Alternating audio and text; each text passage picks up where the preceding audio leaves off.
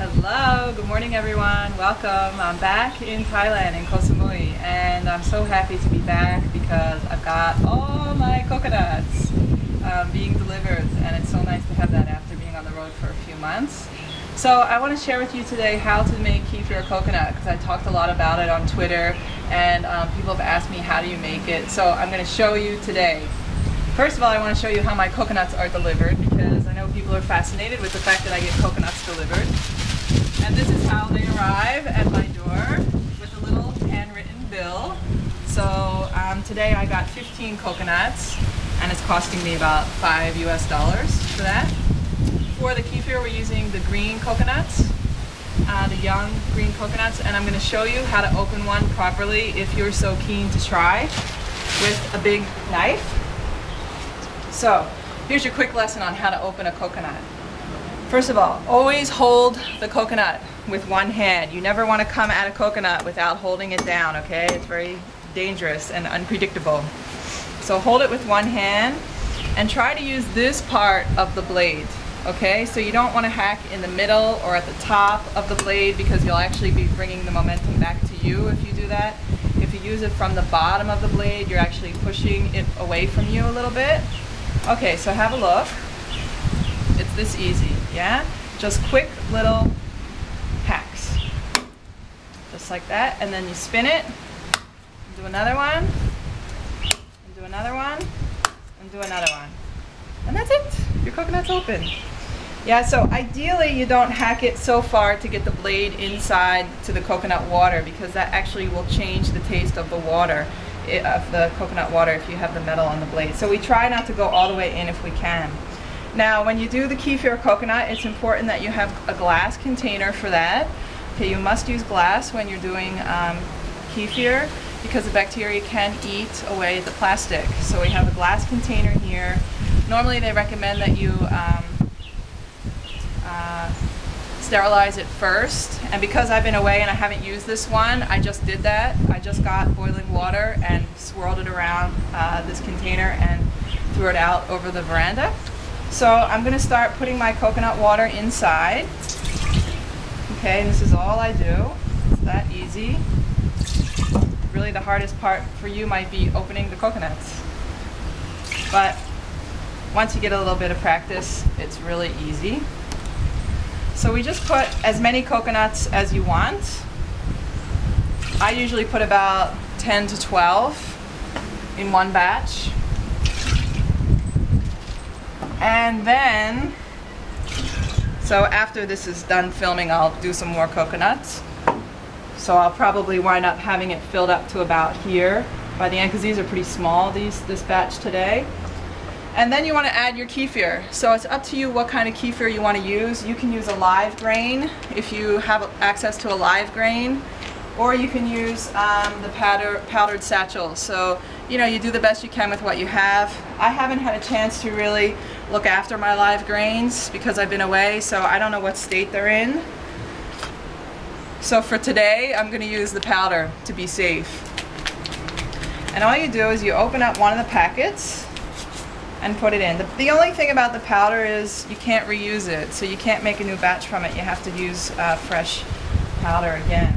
And then it's important to have a spoon that's not metal, okay? So you don't want to have any metal touching this. You don't want to pour your coconut water into a metal bowl first and then put it into glass, because the metal can disrupt the bacteria and stop the kefir from growing. So I have a plastic spoon. You could use a wooden one if you have one. And you just stir it up. You don't worry about the clumps, okay?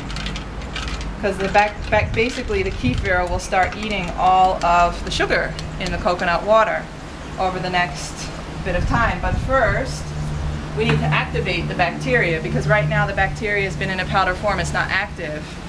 This is a very good container for kefir, by the way, because this lid can change as the pressure in the liquid changes. So this is an excellent container for kefir or any fermentation that you're doing. So to activate the bacteria, we have to put this out in the sun. And because I live in a very hot place, I use Mother Nature herself, and I basically just put this right out down there on the sand in the sun for about 4 hours, 3 to 4 hours. I like the hottest part of the day between 10 and 2. Try to get it as warm as I can. And then after that, I'll feel it. If the whole container is hot, feels good to me, then I take the whole thing inside. I don't do anything else with it. I don't mix it up again. I don't disrupt it at all. I don't open it up again. I take the whole thing inside and I just have some cheesecloth. Okay, and I'll find a quiet place for the kefir and I'll take the cheesecloth and I'll put it over top of this and I'll leave it sit. Okay, and that's when you start the process of the fermentation. So it takes time for the bacteria to eat all of the sugar in the coconut water, and it depends on the temperature, it depends on the amount of sugar in the water, and it depends on the amount of bacteria you're using. So it can be a little bit different every time. But in this climate, in 30 degrees Celsius every day, it usually takes about 56 hours. Yeah, so I know after about 2 days I want to start checking my coconut water. And the way that I know it's finished, you'll start to see big bubbles on the top of the water, and that's when all of the sugar has been eaten. And that's a good time to get a straw. You can open it up, get a straw, put the straw inside and taste a little bit, and then decide for yourself if you want to keep fermenting a few more hours or if you want to stop and put it in the fridge.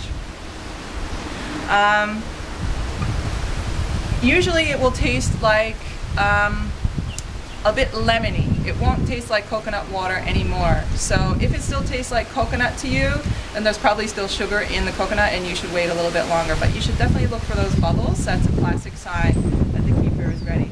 And then when it's ready, it's time to slow down the fermenting and put it in the fridge. Yeah?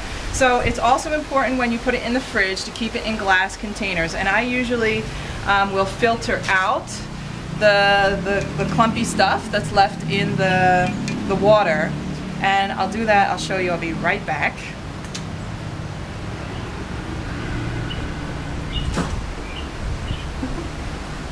Sorry, I forgot to bring this out. So I do that. This is one of the glass containers that I keep in my fridge, and I use this sock, a little cotton sock, and I put that on, and then I literally take this and I start pouring it into containers and just drain it out through this. And then I have these nice containers, glass, always glass, put them in the fridge, and then I have nice fizzy fermented coconut water to enjoy. So it's really that easy, guys, and I encourage you to try it for yourself. Kefir is great for digestive function, wonderful for people with candida. It's been something that people have been using for 2,000 years on this earth, so it's got to have some significance to our health, right? And we all need good bacteria in our diet. So that's kefir coconut, guys. Thanks a lot. See ya.